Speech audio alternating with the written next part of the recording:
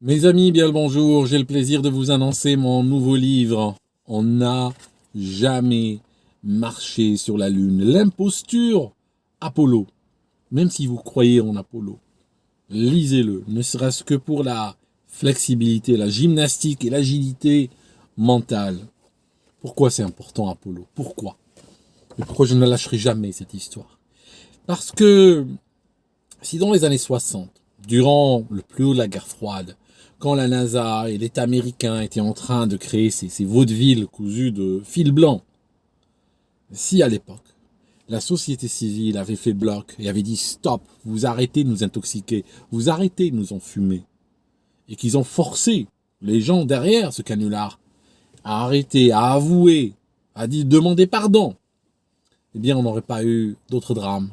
On n'aurait pas eu par exemple le 11 septembre, où on dit que bon, il y a 19 Saoudiens qui arrivent, le gars il a son passeport ici, le passeport tape à travers la tour, il tombe dehors, un flic le trouve, le ramasse, il lit, il a le nom des pilotes. Jamais on nous aurait fait des horreurs pareilles. Il y a eu des morts. Au moins Apollo, bon, il y a eu quelques morts, c'est par accident. En septembre, il y a eu des morts. Mais il y a aussi d'autres choses. Au-delà des morts, il y a des guerres qui ont été justifiées. De grosses guerres. Il y a aussi la société de surveillance, l'érosion de nos droits fondamentaux qui s'en sont suivis. On est aujourd'hui dans la société de permission, on est dans la société du QR code. Si vous nous aviez raconté ça dans les années 90, moi j'ai vécu dans les années 90, ceux qui ont moins de 20 ans ne peuvent pas savoir. Si vous nous aviez décrit en 1999 la société de 2024, on aurait dit mais attends, c'est pas possible, c'est la Corée du Nord de laquelle tu parles. Aujourd'hui, nous sommes dans un régime de semi-liberté. En tant que société civile, c'est notre devoir d'analyser dans le détail le narratif des États et exiger des réponses. Et quand on trouve des failles, quand on trouve des erreurs, quand on trouve des dissimulations, des falsifications, tout ça, c'est à nous de tirer les conclusions qui s'imposent. La présomption d'innocence, elle s'applique quand l'État veut juger un citoyen, pas dans le sens contraire. Quand un citoyen veut juger l'État, l'État est coupable. Il y a une présomption de culpabilité. Je vous donne quelques exemples. Savez-vous qu'il y a quelques années, la Chine a réussi à envoyer une sonde non habitée sur la Lune? À propos, il y a des gens au passage qui disent « Oui, mais tu sais, on a vu des objets sur la Lune. » Oui, mais mon ami, il y a des objets sur Mars. Ils ont envoyé, il y a plusieurs rovers qui circulent sur Mars. Il y a des objets qu'on a envoyés sur des planètes beaucoup plus lointaines que Mars. Il y a des sondes qui ont même quitté notre système solaire. Ça ne veut pas dire que des humains, la NASA ou autres, ont été sur Mars les placer. Hein, que des gars sont descendus, ils ont placé le rover à la main et puis ils sont partis. Ça veut dire qu'on l'a envoyé en fait. On peut l'envoyer automatiquement. Et ça, on pouvait faire les missions Luna. Hein, tu regardes les missions soviétiques Luna.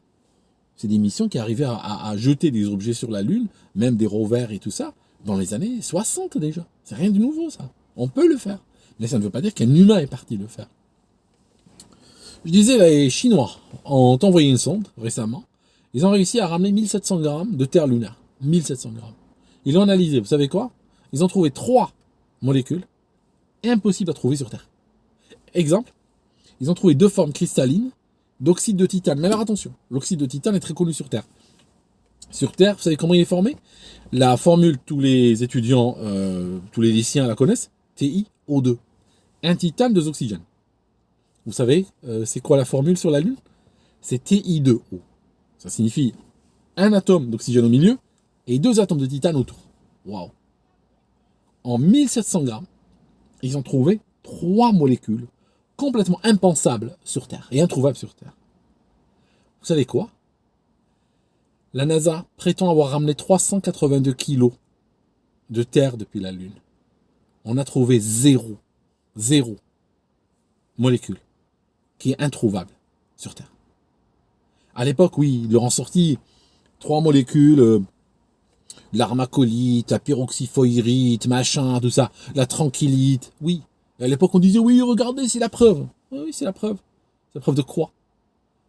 Depuis, ces molécules-là ont été retrouvées en grande quantité partout sur Terre. On en a retrouvé en Australie, on en a retrouvé en Finlande, en Suède, aux États-Unis. Partout, elles sont très disponibles. On les a ramassées sur Terre. Une des grosses roches qu'on a ramenées, soi-disant, de la Lune, on l'appelle Big Bertha. Elle a même sa page Wikipédia. Pèse près de 9 kilos. Big Bertha. Elle a été analysée par les Australiens il y a quelques années. Et sans surprise, d'où elle vient?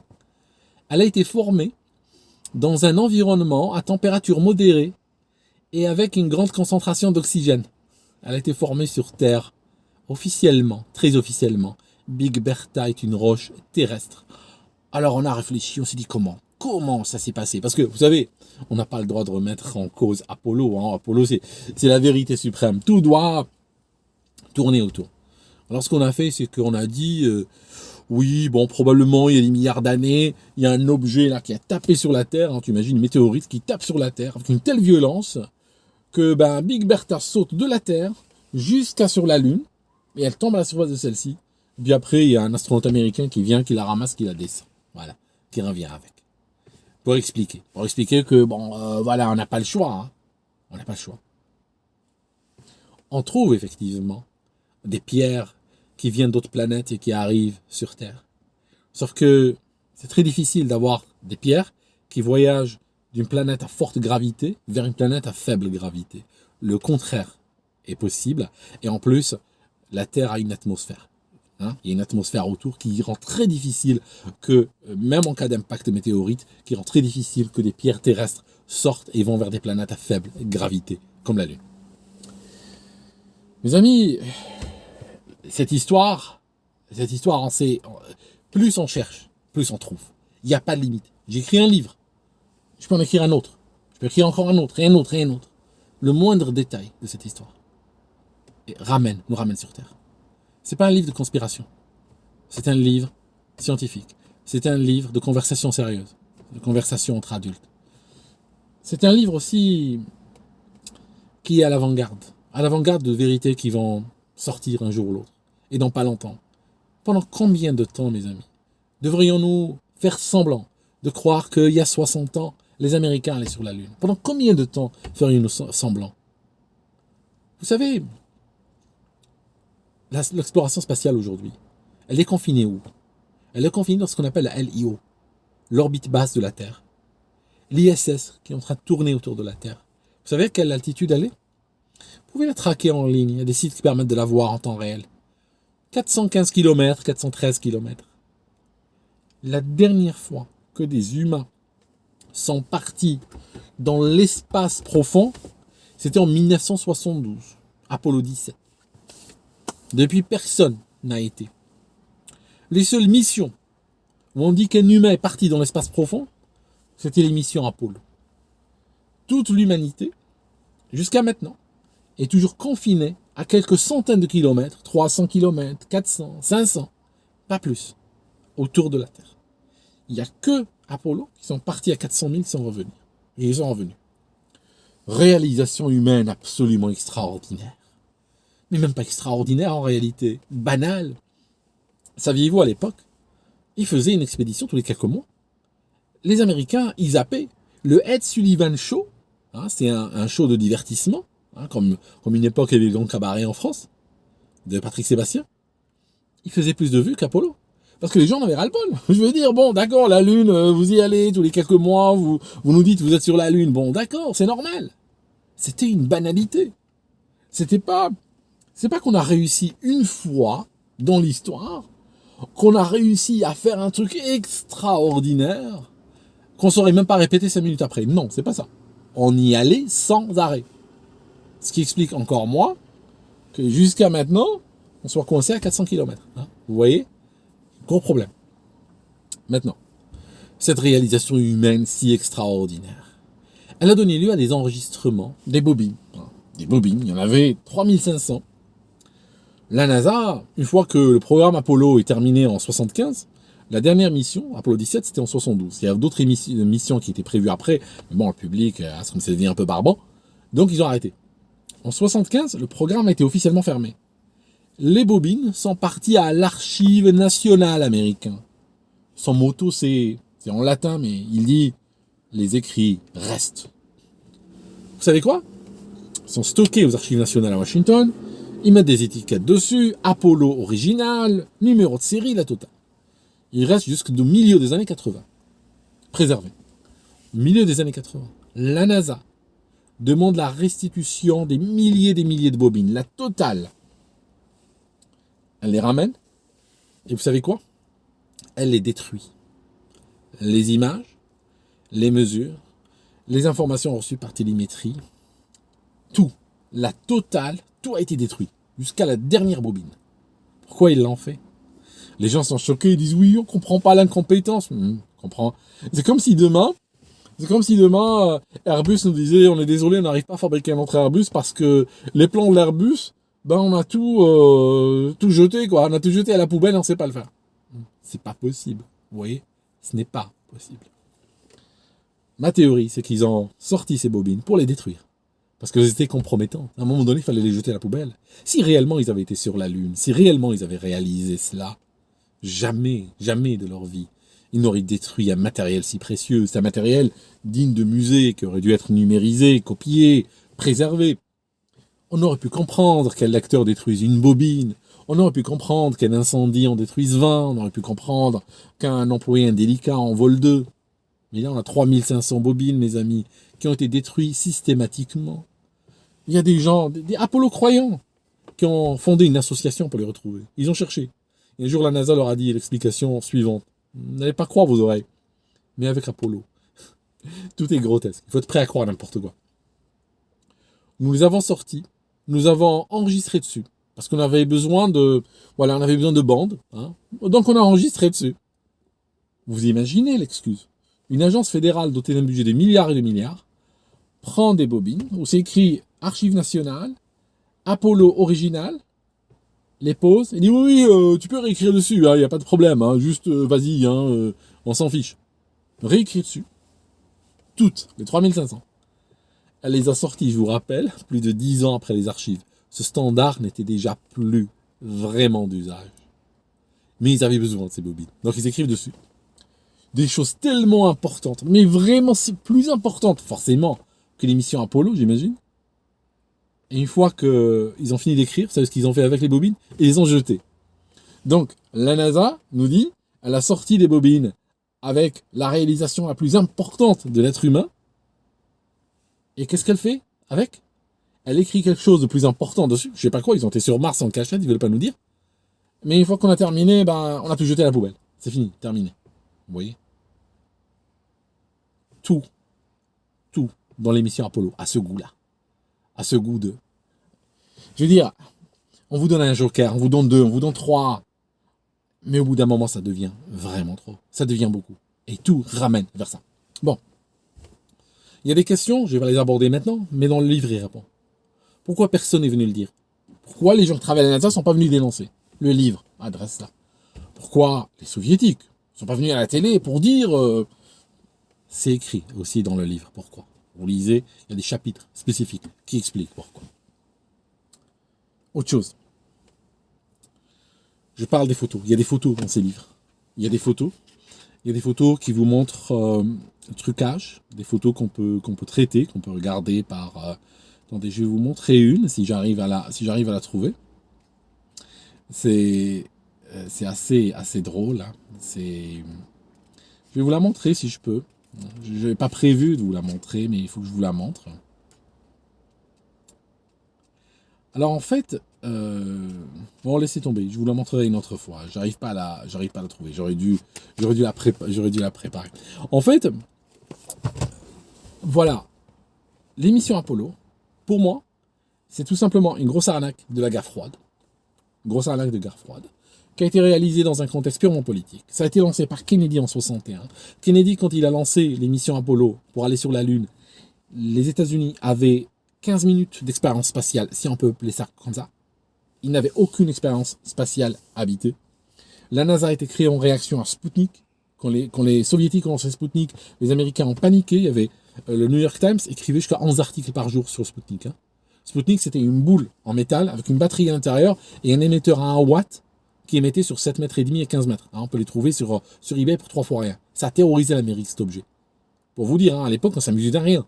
Donc, qui tournait autour de la Terre. Stephen King raconte, il était enfant, il avait 11 ans. Il raconte qu'il était au cinéma. Juste pour vous donner une idée de l'ambiance psychotique. Il était dans une salle de cinéma. On arrête la projection au milieu. La lumière revient. Pendant quelques minutes, il n'y a rien. Et puis soudainement, le directeur arrive. La tête des mauvais jours, le directeur de cinéma. Il dit aux spectateurs, les soviétiques ont lancé un satellite artificiel autour de la Terre. Il l'appelle Sputnik. Voilà. Sinon, The Mort dans la salle. Juste pour vous dire un peu l'ambiance. Et ce livre vous raconte beaucoup l'ambiance parce qu'il faut vous projeter dans cette ambiance-là. Si vous ne projetez pas dedans, vous n'allez pas comprendre pourquoi la NASA et dans quel contexte la NASA a fait cette arnaque. Donc, quand Kennedy lance ce défi, la NASA n'avait pas les moyens, les États-Unis n'avaient pas les moyens, ne serait-ce que de faire un cahier de charge complet pour aller à la Lune et revenir. À l'époque, ils ne savaient même pas envoyer un humain en orbite. Vous voyez ce que je veux dire? Ils ne savaient même pas faire un truc aussi basique, entre guillemets, que ça, qu'on fait aujourd'hui allègrement, mais qu'on ne peut pas faire plus. Ils parlaient déjà d'aller sur la Lune. Comment? Bon, maintenant pour finir cette vidéo, j'aimerais vous dire un truc. Il y a des principes scientifiques que j'observe qui sont très importants. Ces principes disent, un de ces principes, c'est celui qui dit la chose, qui doit la prouver. Ce n'est pas celui qui ne croit pas. La NASA affirme avoir été sur la Lune. C'est à elle de prouver. C'est pas à moi d'écrire un livre. C'est pas à moi d'aller prouver qu'ils n'ont pas été. Sinon, on tombe dans l'analogie de Russell. Vous connaissez tous Bertrand Russell, scientifique, philosophe. Il a donné une analogie. La théière de Russell. La théière de Russell, c'est ceci. Il a déclaré qu'il y a une théière en porcelaine qui orbite autour du Soleil dans une orbite elliptique entre Mars, la planète Mars et la planète Terre. Elle est quelque part entre les deux. Et elle orbite autour du Soleil. Trop petite, on n'arrive pas à la voir au télescope. Vous en dites quoi, vous? Si vous n'y croyez pas, si vous ne croyez pas à cette théière, démontrez-moi qu'elle n'existe pas. Sinon, vous êtes des complotistes. Démontrez-moi. Pourquoi vous dites qu'elle n'existe pas? Vous voyez? Ça n'a aucun sens. On ne peut pas demander à l'humanité d'aller prouver que cette théière n'existe pas. On ne peut pas demander aux gens d'aller investiguer tout l'orbite entre la Terre et Mars autour du Soleil, sur tous les 360 degrés dans toutes les directions, pour trouver cette théière et après dire non, il n'y a pas cette théière parce qu'on ne l'a pas trouvée. On a tout quadrillé. C'est pas comme ça que ça marche, la science. La science, c'est du peer review. Peer review, c'est quoi? Quand quelqu'un publie un article scientifique, les autres scientifiques le regardent, comment? Avec scepticisme. C'est pas parce qu'ils sont complotistes, comme on dit aujourd'hui dans un Occident qui a perdu toute forme de culture scientifique. On regarde ça avec scepticisme. On refait les calculs, on refait les expériences, on refait les graphes, on refait les pourcentages, on analyse tout pour vérifier si ça c'est valide ou pas. On va pas dire non, j'ai publié un article scientifique, vous devez me croire. Si vous ne me croyez pas, c'est que vous êtes complotiste. Et on ne peut pas non plus publier un article scientifique en disant, vous savez quoi, je ne mets pas les données, si vous n'êtes pas d'accord avec ma théorie, c'est à vous de prouver qu'elle est fausse. Ça ne marche pas comme ça, la science. Vous voyez? Et un dernier principe, le rasoir de Hitchens. J'en parle dans le livre aussi. Ce qui s'affirme gratuitement peut se réfuter gratuitement. La NASA affirme gratuitement qu'elle a envoyé des gens sur la Lune. Moi, gratuitement, je dis que vous n'avez envoyé personne. Voilà. Vous voulez me prouver que vous avez envoyé des gens sur la Lune? Prouvez-le moi. Vous avez fait principe de Sagan. Vous faites une déclaration extraordinaire qui brise le consensus connu. Et jusqu'à maintenant, cette déclaration continue de briser le consensus parce qu'on n'arrive pas à aller au-delà de l'orbite basse de la Terre. Donc vous faites une déclaration extraordinaire, il faut une preuve extraordinaire. Ramenez-moi une preuve extraordinaire. Il n'y a pas de preuve extraordinaire. On a des photos falsifiées et de mauvaise qualité. On a des pierres qu'on retrouve couramment sur Terre. On a même un bout de bois pétrifié qu'on a donné à un musée à Amsterdam, qui a été exposé pendant 17 ans, en leur disant ça vient de la Lune. Puis après, quand ils l'ont analysé, ils ont trouvé que c'était du bois pétrifié, ça venait de la Terre. Je veux dire, on a des déclarations qui ne tiennent pas la route sur beaucoup de choses. On a des contradictions, on a. Donc, je veux dire, au bout d'un moment, il faut arrêter, quoi. Au bout d'un moment, la NASA, si on prend tout ce que raconte la NASA durant la guerre froide, et en plus, ils perdent les documents, ils perdent les plans, ils perdent les vidéos, ils détruisent tout. Dès que quelque chose les dérange, ils la perdent ou ils la détruisent. À ce moment-là, moi, je suis juste un humain raisonnable, je m'inscris dans la tradition du scepticisme qui a le scepticisme grec, qui a la base de la sensibilité occidentale. Je suis désolé de venir d'Afrique, vous le rappelez. Et moi, je dis, bon, je suis sceptique, je regarde votre déclaration, avec le scepticisme naturel et scientifique, et les éléments que vous m'avancez n'arrivent pas à me convaincre que vous avez été sur la Lune. Ça peut même me convaincre du contraire. Voilà. C'est pour ça que j'écris ce livre. Encore une fois, vous le trouvez sur Amazon, vous le trouvez aussi, oui, sur Amazon pour le moment. Et puis, il fait à peu près, je crois, 245 pages, quelque chose comme ça. Voilà, c'est un gros pavé, mais j'ai voulu m'arrêter à un moment donné. Merci d'avoir écouté cette vidéo jusqu'ici, et on se retrouve dans une prochaine. À très bientôt.